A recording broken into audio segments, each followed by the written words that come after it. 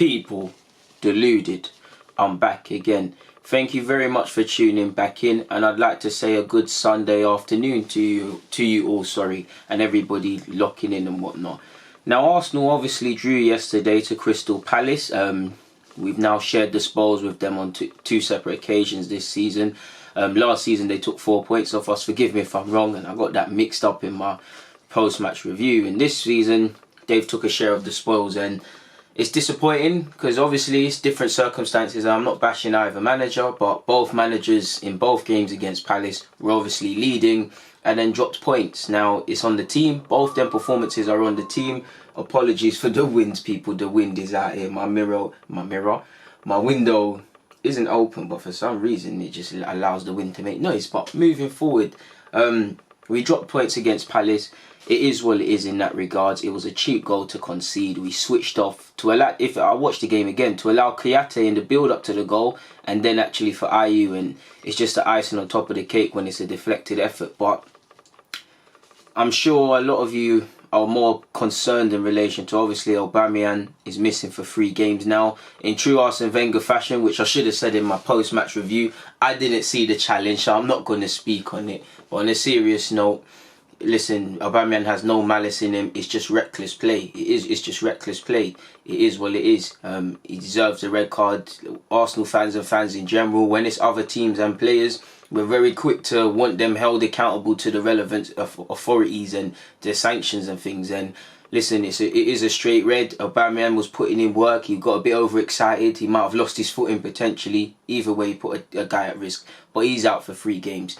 Now, for me, I'm scared for Torreira because depending on the post-game comments you hear from journalists and potentially from people around the club, it does sound a bit positive. But what I read in the post-game comments is that Arteta said is that we'll find out the severity tomorrow, which is today. In fact, I even could have said Monday. But it's a muscle issue. Now, again, I'm no physio, I'm no doctor, I'm not trying to scaremonger. But if I just, as an honest fan, Torreira, you already know how important he is within our side, people, and what he gives us, and actually what's missing when he's not in the team. We need another midfielder, but we're not going to harp on about that. We know the amount of football he played in his first season under Arsenal. At Arsenal was, in his young career, the most games he's played in a season. Obviously, the more games you play, you're going to get tired. You can potentially lose form. You're going to, you're at risk of muscle injuries and whatnot. And Torreira, really, it maybe shouldn't be a thing because, again, he allegedly was carrying a knock at the start of the season, but he weren't really playing. Now his Arsenal career is resuming, but he is in the side week in, week out. Is it a result of fatigue, which could be a tear, or obviously could be a hamstring issue, which could set him back for anything from 2 to 5 weeks, which we typically see? I'm not trying to scaremonger, but that's what I've got. And what scares me more is, Torreira is not coming off that field unless he really has to, unless something really happened. What I'm hoping is that it's more of a, I can't remember the exact moment or incident specifically, people, but I'm sure he bashed into one of either the opposition or the team or one of his teammates. I'm sure there was a collision involving him and someone else. Again, I'm no physio and I'm reaching a bit, but I'm hoping it's more in relation to that and it's just an impact injury. He's feeling a bit sore and he's good to go in relation to Sheffield United on Saturday at home. It's going to be a bit of blow, and obviously I don't want him to be out for a number of weeks because we're going to miss Aubameyang for the Chelsea game as well. No disrespect to Sheffield United because they beat us and we need to look at them, but forgive me if I'm wrong. Our next 3 games in all competitions, we've got Sheffield at home, we then travel to Stamford Bridge at Chelsea, and I'm sure we've got the Bournemouth game in the FA Cup where we're again away from home. And you need Torreira for all 3 of them, in my opinion. Listen, that's why we need another. I'm trying not to talk about transfers and whatnot, but evidently that's why we need another midfielder. I do think ideally we get a box-to-box, someone that can play as an 8, play as a 6 and do the Torreira business, or do it differently from Torreira, but just give us a bit of steel in midfield. Ideally, I'd like 2, someone that can build play and someone that is specifically like Torreira and being combative. But regardless, we need one because it's unhealthy to rely on Torreira in the sense that we know he's a great player, but if he's not here, our midfield is improving. But no disrespect to Guendouzi, Xhaka and Torreira, which we've been knowing, but definitely under Arteta, it's a different level when them 2 are in the pivot in relation to if it's Guendouzi and someone else, and it's unhealthy to a degree. We shouldn't really go down the pot if Torreira's not there, and that is what happens to a degree. So Torreira, especially for the away game at Stamford Bridge, especially because of what he gave us in the two big games we recently played at the Emirates against Chelsea and United specifically, that's going to be a miss. Don't get me wrong, Aubameyang as well. Obviously, first and foremost, scoring goals, making the difference is what Aubameyang is about and what he needs to do in the team and what he does very well. He scored 16 goals this season. But also what he gives us defensively, tracking back and all them things there. He's got pace as well, able to follow runners. We're going to lose a lot of that. So it's not, obviously Aubameyang, what matters is goals, but we're going to lose him and Torreira for the next 3 games. And that is quite scary, people. And we're going to need a contingency plan. And it brings me to this. Now, long term, if we read between the lines, I'm not saying this is specifically going to be the front 3 Arteta's going to use for his tenure here. But if we look at Martinelli, right now, for me, he plays up front and the left wing. If Aubameyang's fit, then I know Aubameyang's been on the left, but Martinelli, would be the one that goes on the left for me. Long term, I think he's a striker. I see what Arsene Wenger did under Alexis Sanchez with that false 9. No, that season Alexis was really playing up front. I think Martinelli can do up left wing, but I think he can be a real good false 9 in the short, medium, and definitely long term. I think that's him. So if we use him as the blueprint to play up front, Pepe needs to show a bit more. And listen, for me, I love Pepe. I'm going to stick by him, but I think he needs to be a bit more direct in the Prem and take people on a bit more. But we spent 70 odd million on him, so he's going to line up. Again, many people might shake their heads, but Arteta really likes Reiss Nelson. So is that going to be the front 3 we see in the next few games or so? Of course, there can be other things. I'm not saying this is the thing, but that could be one. Of course, there's Lacazette, and we'll speak about him in a second, but we're going to be missing Aubameyang, and they seem to be the 3 he's working with. And long term, in that whether Aubameyang signs a new deal or not, he's in his 30s. In May, Lacazette is 29. These are the guys where really, whatever formation he kind of uses, these are 3 options he's going to have to utilise these players in some capacity, and not just this campaign, but more so campaigns moving forward. I think we need to sign a striker. He probably believes the same too, but we don't know. Do you get what I'm saying, people? And there's also the chance to run that in the next few games. Now, Lacazette is dividing opinions dividing the most opinions under Arsenal fans, I'd say the most since he's been at this club. I do think some of it's warranted, fair criticism. He should be scoring goals, he should be doing a bit more. And I do think some is just disrespectful. I do think he's becoming a bit of a scapegoat at times by fans. We're not keeping balance. Like, he weren't atrocious on Saturday. He weren't the best, but he weren't atrocious, people. He puts in work, he tracks back. For me, what I like about Lacazette, there's the commitment there, the link-up play, the hold-up play. He's obviously a good finisher and all of these things. And for me, he might not be Aubameyang in that Aubameyang's number 1 for me because he scores the goals, but Lacazette has an important part to play throughout the campaign like he did last season. He might not have topped any statistics, ironically, apart from assists, but he was our player of the season and decisive moments. Now, let's cut the crap. He has been in poor form, more so than most times since he's been at Arsenal. He does go through these things where I'd say he's never consistently brilliant. Like, he goes through purple patches, 3-4 games he's brilliant and he kind of mellows out a bit. He got an assist, but he really, and he did work and stuff. And I do think, again, he's scapegoated, but he does need to do a bit more. And potentially now it's almost, I'm looking at Lacazette, and for someone of his quality, I'm sure many people, it wouldn't surprise if Arteta went with the front 3 I've previously said, people, in Martinelli, Nelson and Pepe, in regards to leaving out Lacazette because of Lacazette's form. And he's such a brilliant player, that shouldn't be a thing. We should be sitting there saying, yo, okay, cool, it's a bitter blow, bitter pill to swallow losing Aubameyang, but Lacazette's there. And I think I'm sticking by Lacazette, man. I think Lacazette, this is the right time for him, man. There's a lot of pressure.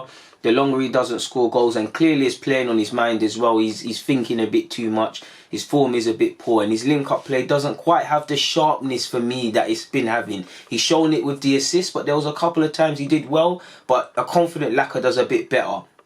And this is the most turbulent time of his career, really, because he doesn't know if, again, he's not playing in any form to warrant Champions League football, really, but Champions League club, allegedly, 29 in May, not in the French side. If we're naming our best 11, I put Lacazette in there, but potentially Arteta or fans might not. So he's got a lot to think about. He's not in form. France is a long way away, but when he was in form and the last time he played for France, I could be wrong, but didn't he score 2 against Germany? He's not been involved and he won't be involved in the Euros. So it's a testing period and a lot what he's got to take on psychologically. And I think I like what Arteta's doing with him, because he's been, in the week since Arteta's come, he's still played him, he's still talked him up. He said that he's lacking a bit of fitness, and he's obviously not hidden around the fact he lacks goals. But it's Lacazette's time to step. He has to step up now, because listen, I love Lacazette, but I also keep it fair. Like I don't want to sell Lacazette, but to be fair with you, I'm not talking about in January or general, but at this time in his Arsenal career, me looking at it now, this is probably the most time where I'd be upset if Lacazette left, but it's alright, cool, we can do something else. You get what I'm saying? Now, Lacazette is a brilliant player. Like I said, I think he can get back to doing it, and he's going to have to lead the line. Ironically, that's always been a concern of Lacazette, because if Lacazette really had the qualities to lead the line by himself, Aubameyang potentially wouldn't be here. We know he was substituted 60th minute all the time and whatnot, but we need to cut the crap. There is some element of Lacazette needing to give us a bit more. I'm not talking about in application, because it's always there. He's got the quality, it just needs to shine through, because some of the statistics don't do Lacazette justice, man. Like, let me scroll up, people. I sent it to myself on Twitter. I couldn't believe it, because Lacazette's a brilliant footballer, like I said, and keep saying for people that are not sensible enough to hear me.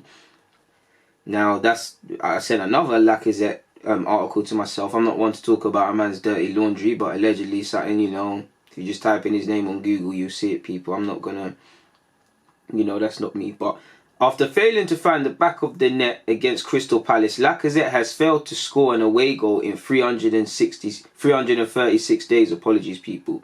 His last away goal was his winner against bottom of the league Huddersfield on February 19th, 2019. Didn't he bag against Man City away? And I mean, listen, goals and assists doesn't mean you've had a good or bad game necessarily, but this is the sort of thing I'm talking about. I think Lacazette, I want to see a bit more from Lacazette. Not in the sense that I don't feel he's giving me stuff, but I think he can get 20 league goals minimum. I'm not necessarily talking about this campaign, but I think he's got the ability, and I think he's got the mentality and the toughness to pull himself out of this poor form, and he's going to have to stand up to be counted. He's an Arsenal captain, even against Leeds, where he's not necessarily scoring. He's doing all right, the application's there, but you just feel something is missing from his game potentially, and evidently that's a goal. Strikers, listen, it sounds fickle, but he's human. Strikers live off goals. He's never been the most prolific at Arsenal, but he's never been, people have highlighted his lack of goals in potential areas, or depending on how you contextualise his goals. He's never gone on a madness, but you see Lacazette in front of goal right now, and he's thinking too much, and he's a striker. Goals are simple things to him. He scores more goals. They're more confident guys and whatnot, man. And like I said, I think Lacazette will get through it, and I stand by him, because we're going to need the 29-year-old to stand up to be counted as well, people. So it's a bitter pill to swallow. Obviously, I think in January we need a central midfielder, obviously, and a centre-half, potentially, if worse comes to worse, just a centre-half.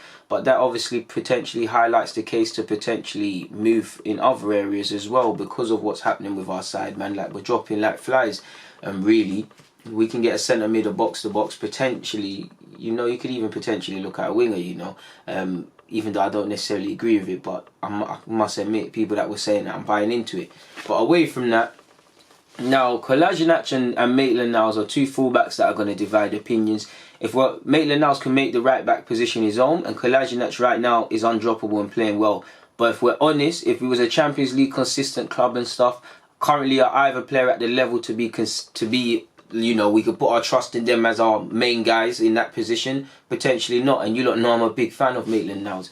Now, what I'm liking about Arteta, and I don't really have any statistics or tactical stuff to back it up or whatnot, people, but it can't be just me. And again, I'm not just saying this Arteta, because it's the players as well, improving, being competent, being receptive to the information. But doesn't it feel like, obviously Kolasinac has improved a bit defensively, but doesn't it feel like he's in less 1v1 situations or scenarios where you see his deficiencies or his ability to defend? Maitland-Niles the same. Now, Maitland's still having nervy moments, but that's what I'm liking. Is that whether that's because of how we're lining up tactically? I think it's a bit of that, because if you look at our central midfielders, Xhaka, the best example, the positions he takes up when our fullbacks go, potentially even more so the left back position, Kolasinac.